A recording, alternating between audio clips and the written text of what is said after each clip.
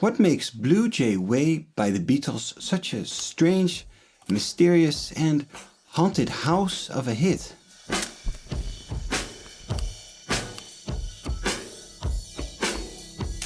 Blue Jay Way is a George Harrison song and was released in 1967 on the group's Magical Mystery Tour EP and album.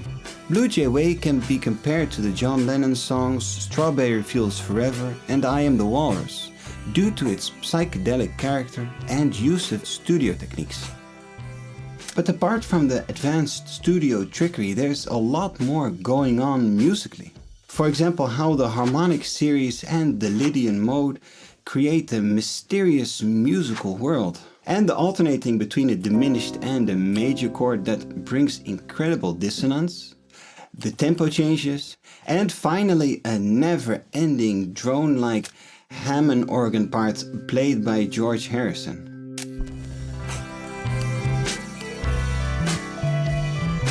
George Harrison wrote Blue Jay Way after arriving in Los Angeles on the 1st of August 1967.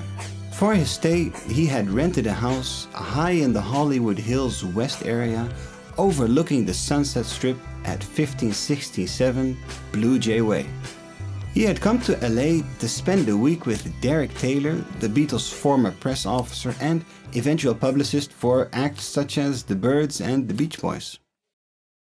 While Derek Taylor was trying to find his way to Blue Jay Way through the foggy hills of LA, George Harrison was struggling to stay awake, being jet-lagged from the flight from London to Los Angeles, and began writing a composition on a Hammond organ as he was waiting for his guests.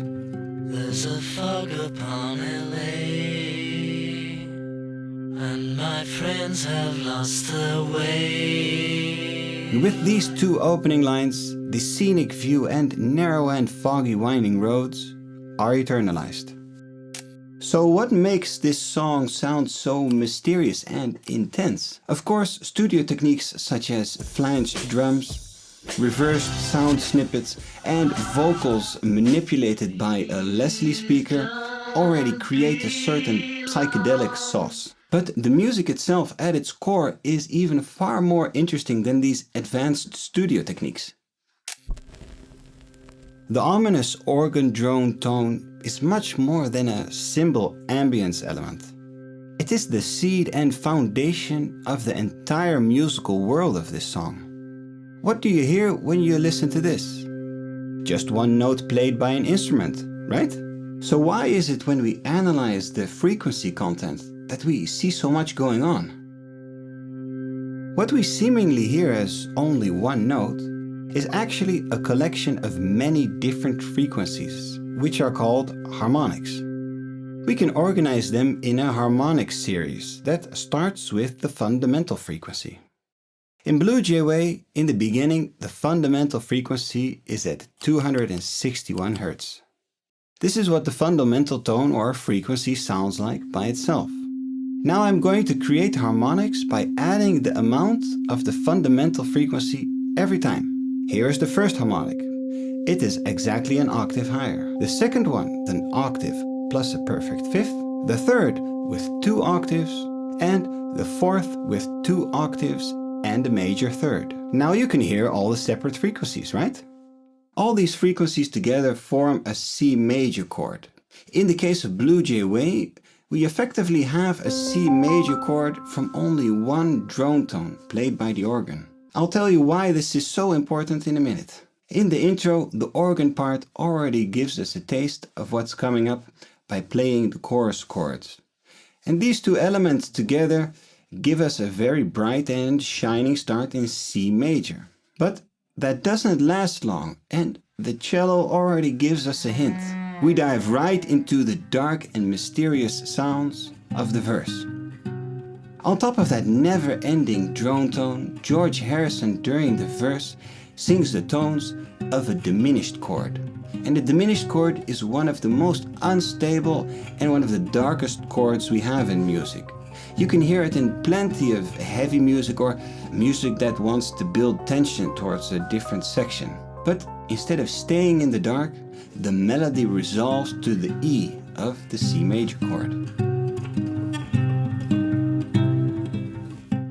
It is said that George Harrison started composing Blue Jay Way on a Hammond S6 chord organ. And if this is true, this is interesting, because this organ, by the click of a button, you can switch between different chord types in any key.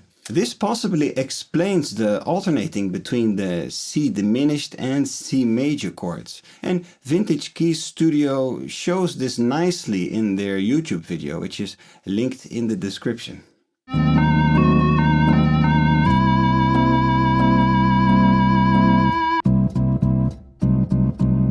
The entire verse revolves around the switching between a diminished and a major chord. But what makes this diminished chord sound even extra grinding is the fact that our drone tone with its harmonic series still implies a C major chord. Have you heard how a C diminished and a C major chord sound together? Yep, that's what I thought. To many people it sounds horrible, and to some it sounds nice and spicy. Also, the reversed snippets that you hear in the verse are actually from the chorus, which is in C major. That's why Blue Jay Way sounds so dark and mysterious. There you have it. Or are we forgetting something? Ah, yes, my favorite thing. The C Lydian mode elements that you hear during the chorus, and of course, the tempo changes that happen throughout the song. In a nutshell, the C Lydian mode is like a C major scale, but the fourth tone or the fourth scale degree is raised by half a step. We have an F sharp instead of F natural. Playing a C and an F sharp creates the tense sound of a tritone. Does it sound familiar? Well, yes, because we partially have this sound in our diminished chords that we hear during the verse. In the chorus, especially the cello accentuates the C Lydian mode. It plays some nice short fragments that prominently have the F sharp or raised fourth scale degree in them. But also the ending of George Harrison's vocal line in the chorus echo the cello melody from the intro, and it ends on an F sharp that resolves back to the major third E. So if you as a musician or music writer want to dive into the world of the musical modes, check out my course Modal Playbook. You'll learn the musical modes with 43 bite-sized but in-depth music lessons. You can pop in and just do 1 or 2 lessons while you're on a coffee break or after you come home from work.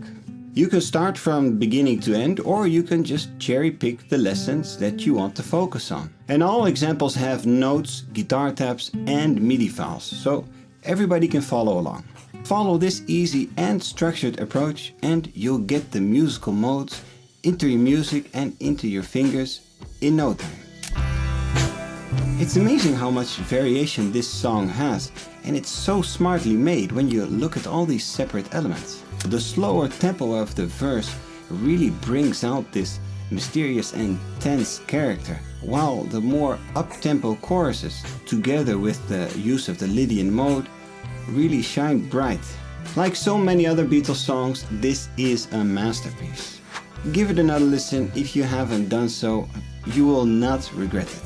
Stay inspired, stay creative, and for now, see you next time.